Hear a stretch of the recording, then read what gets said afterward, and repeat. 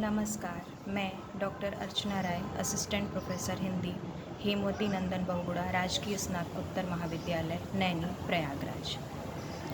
आज का मेरा यह व्याख्यान पाश्चात्य काव्यशास्त्र से संबंधित है और जिसका शीर्षक है अरस्तु का विरेचन सिद्धांत। अरस्तु का विरेचन सिद्धांत क्या है? इस सिद्धांत के अंतर्गत सर्वप्रथम हम समझेंगे कि विरेचन क्या होता है, इसका अर्थ क्या है और इसका स्वरूप कैसा है। तो आइए सर्वप्रथम हम विरेचन के स्वरूप पर चर्चा करते हैं। विरेचन यूनानी भाषा के कैथारसिस शब्द का हिंदी रूपांतर है। कैथारसिस शब्द यूनानी चिकित्सा शास्त्र से लिया गया है और इसका हिंदी रूपांतर विरेचन भारतीय आयुर्वेदिक चिकित्सा पद्धति का एक पारिभाषिक शब्द है, जिसका अर्थ है औषधियों के द्वारा शारीरिक विकारों की शुद्धि। औषधियों के द्वारा शारीरिक विकारों की शुद्धि। आइए अब हम इस कथन की व्याख्या करते हैं कि औषधियों के द्वारा शारीरिक विकारों की शुद्धि का क्या तात्पर्य है। जिस प्रकार शारीरिक विकारों, मुख्यतया उदर के विकारों जैसे अपच आदि को दूर करने के लिए औषधियों का प्रयोग किया जाता है, यानी शारीरिक स्वास्थ्य के लिए जिस प्रकार शारीरिक विकारों निष्कासन शारीरिक स्वास्थ्य के लिए जिस प्रकार शारीरिक विकारों का निष्कासन या शोधन अति आवश्यक है, ठीक उसी प्रकार मानसिक स्वास्थ्य के लिए मानसिक विकारों जैसे ईर्ष्या, द्वेष, लोभ, मोह, क्रोध आदि का शोधन अत्यंत आवश्यक है। तो यह है विरेचन का स्वरूप, और विरेचन के स्वरूप को जानने के बाद आइए हम ये समझते हैं कि अरस्तु ने विरेचन शब्द का प्रयोग किस अर्थ में किया है। विरेचन संबंधी अरस्तु के विचार मुख्यतया त्रासदी विवेचन के संदर्भ में मिलते हैं। विरेचन शब्द का प्रयोग मुख्यतः उन्होंने त्रासदी के कार्य को स्पष्ट करने के लिए किया है, अर्थात त्रासदी का मानव मन पर क्या प्रभाव पड़ता है, इस प्रभाव को स्पष्ट करने के लिए अरस्तु विरेचन का प्रयोग करते हैं। अरस्तु से पहले प्लेटो जहाँ त्रासदी को वासनाओं का दमन करने के बजाय उनका पोषक मानते थे, वह यह मानते थे कि त्रासदी निम्न कोटि के मनोविकारों जैसे क्रोध, ईर्ष्या, लोभ आदि को उभार कर आत्मा में अराजकता उत्पन्न करती है, यानी त्रासदी को वो दोषपूर्ण मानते थे।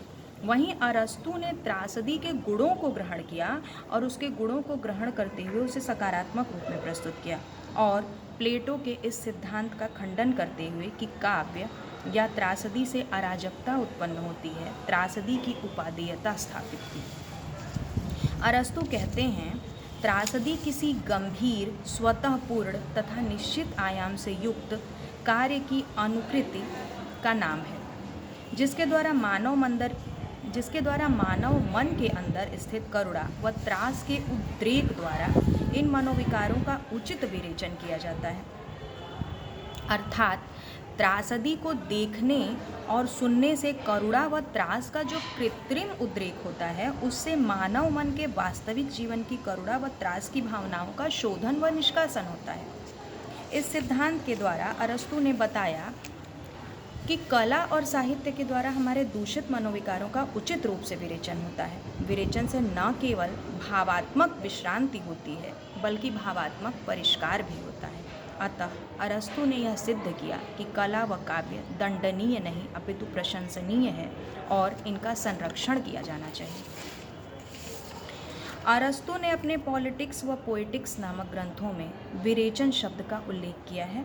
अपने पॉलिटिक्स नामक ग्रंथ में वे संगीत के प्रभाव का वर्णन करते हुए कहते हैं कि संगीत का अध्ययन निम्नलिखित 3 उद्देश्यों के लिए किया जाना चाहिए। पहला, शिक्षा के लिए, दूसरा विरेचन यानी शुद्धि के लिए, और तीसरा बौद्धिक आनंद की उपलब्धि के लिए। यानी संगीत के अध्ययन में विरेचन एक महत्वपूर्ण उद्देश्य है। उनके अनुसार करुणा और त्रास अथवा आवेश कुछ व्यक्तियों में बड़े प्रबल होते हैं, किंतु कुछ धार्मिक रागों के प्रभाव से वे शांत हो जाते हैं।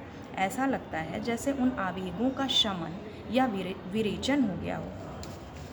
और करुणा व त्रास जैसे मनोविकारों से घिरा हुआ व्यक्ति इस विधि से एक प्रकार की शुद्धि का अनुभव करता है और उसकी आत्मा प्रसन्न और व्यापक हो जाती है। इस प्रकार अरस्तु करुणा व त्रास संबंधी मनोभावों को ही त्रासद मानते हैं और इन्हीं के विरेचन की बात करते हैं। अर्थात करुणा व त्रास एक दूसरे पर आश्रित हैं। इसकी व्याख्या करते हुए वे कहते हैं कि मानव मन में करुणा का उद्रेक अपात्र नायक के पतन के कारण और भय का उद्रेक अपने आत्मीय या खुद की दुर्घटना के कारण होता है, और त्रासदी मानव मन में स्थित करुणा व त्रास के उद्रेक द्वारा 3 प्रकार के कार्य करती है। यह साधक या व्यक्ति को पहला एक नवीन दृष्टि प्रदान करती है, यानी त्रासदी के बाद व्यक्ति एक नई दृष्टि से सोचने लगता है। दूसरा कला का आस्वादन कराती है और तीसरा चित्त को शांत करती है। और इन्हीं 3 कार्यों के द्वारा अरस्तु ने त्रासदी व काव्य की उपयोगिता सिद्ध कर प्लेटो के इस मत का खंडन किया है कि काव्य अनुपयोगी होता है। विरेचन का स्वरूप, यह था विरेचन का स्वरूप। और विरेचन के स्वरूप को समझने के बाद आइए अब हम चर्चा करते हैं कि करुणा व त्रास जैसे मनोविकारों के उद्रेक तथा विरेचन से अरस्तु का मूलतः क्या अभिप्राय था। और इस संदर्भ में कुछ व्याख्याकारों ने अपनी अपनी व्याख्याएं प्रस्तुत की हैं, जिन्हें हम क्रमशः एक एक करके समझते हैं। विरेचन की 3 व्याख्याएं प्रस्तुत की गईं, जिनमें पहली है धर्मपरक व्याख्या, दूसरी है नीतिपरक व्याख्या और तीसरी है कलापरक व्याख्या। अब हम इन्हीं तीनों व्याख्याओं को एक एक कर विस्तार से समझने का प्रयास करते हैं। विरेचन की धर्मपरक व्याख्या। अरस्तु के विरेचन सिद्धांत की धर्मपरक व्याख्या प्रोफेसर गिलबर्ट मरे व लिवी ने की है। यह धार्मिक उत्सवों की पृष्ठभूमि से संबंधित है। प्रोफेसर मरे कहते हैं, यूनान में डियोन्यूसस नामक देवता से संबद्ध उत्सव अपने आप में एक प्रकार की शुद्धि का प्रतीक था, जिसमें पिछले पापों से मुक्ति मिल जाती थी। आवेगों के शमन के लिए यूनान में उद्दाम संगीत का उपयोग होता था, जो पहले व्यक्ति के आवेग को बढ़ाता था और फिर धीरे धीरे इसी से आवेगों का शमन या शांति होती थी। बाह्य विकारों द्वारा आंतरिक विकारों की शांति का यह उपाय उस समय यूनानी धार्मिक संस्थाओं में अत्यंत प्रचलित था। अतः प्रोफेसर गिलबर्ट मरे के अनुसार विरेचन का मूल अर्थ है बाह्य उत्तेजना व अंत में उसके शमन द्वारा आत्मिक शुद्धि व शांति। विरेचन की दूसरी व्याख्या नीतिपरक है। बर्नेज नामक विद्वान ने इसकी नीतिपरक व्याख्या की है। इसका अर्थ है, बर्नेज कहते हैं, मानव मन अनेक मनोविकारों से आक्रांत रहता है, जिसमें करुणा व भय मूलतः दुखद मनोविकार है। त्रासदी रंगमंच पर कृत्रिम रूप से इन मनोविकारों को उभारती है और पुनः उनका विरेचन करके मानसिक सामंजस्य की स्थापना करती है। अर्थात त्रासदी को देखने या सुनने से व्यक्ति के अंदर स्थित करुणा व त्रास आदि दुखद मनोविकार उभर करके सामने आते हैं और पुनः त्रासदी उनका विरेचन करके मानसिक शांति स्थापित करती है। अतः बार्नेज के अनुसार विरेचन की नीतिपरक व्याख्या का अर्थ है मनोविकारों के उत्तेजन के उपरांत उद्वेग का शमन और उससे उत्पन्न मानसिक विशदता या शांति। और अब हम विरेचन की अंतिम और तीसरी व्याख्या पर आते हैं, जिसका अर्थ है, जिसे हम कलापरक व्याख्या कहते हैं, और जिसका अर्थ है कि अरस्तु कहते हैं कि अरस्तु के एक प्रमुख व्याख्याकार के रूप में प्रोफेसर बूचर ने इसकी कलापरक व्याख्या करते हुए कहा है कि विरेचन केवल मनोविज्ञान व निदान शास्त्र के एक तथ्य विशेष का वाचक न होकर एक कला सिद्धांत का भी अभिव्यंजक है। अर्थात विरेचन से न केवल मानसिक शांति व मनोविकारों का शोधन होता है, बल्कि इससे कलात्मक परितोष अर्थात आनंद की भी प्राप्ति होती है।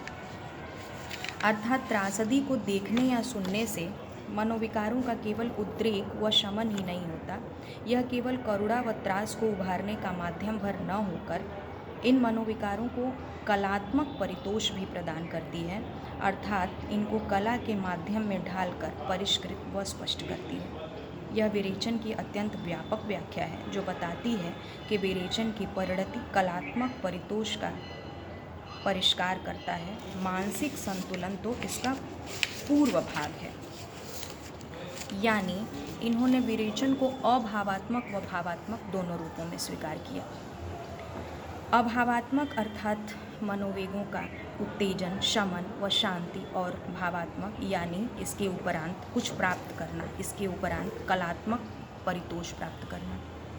किंतु बाद के अनेक व्याख्याकारों ने विरेचन के भावात्मक स्वरूप को उचित नहीं समझा और विरेचन को भावात्मक स्वरूप प्रदान नहीं किया। बाद के आलोचकों में आधुनिक विद्वानों के अनुसार त्रास व करुणा अपने प्राकृत रूप में अधिक कष्टप्रद होते हैं और त्रासदी इन्हें उभार कर निर्वैयक्तिक व सार्वभौम रूप में हमारे सामने लाती है। अनेक आलोचकों ने अरस्तु के विरेचन सिद्धांत की आलोचना की है, जिनमें कुछ प्रमुख मैं आपको बता रही हूँ।